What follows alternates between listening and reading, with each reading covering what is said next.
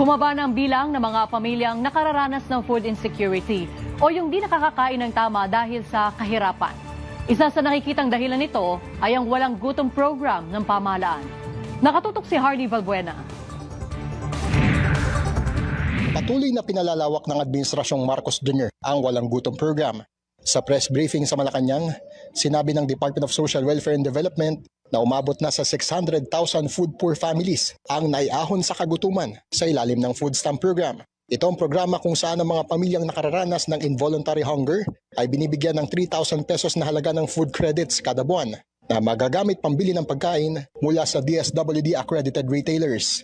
Ang datos ay napatunayan sa survey ng Social Weather Station o SWS na nilahukan ng 2,400 respondents. Dito bumaba ang bilang ng nakararanas ng food insecurity. Ibig sabihin, nakakakain na sila ng maayos.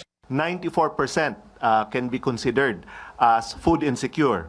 Pero in 3 months na ipababa to just 89.3%. Ayon sa DSWD, napalawak na rin ang programa sa 51 lokal na pamahalaan. Target namang madagdagan pa ngayong taon ng 150,000 na pamilya ang benepisyaryo ng walang gutom para maipabot na ito sa kabuang 750,000 na family, para maipabot na ito sa kabuang 750,000 pamilya.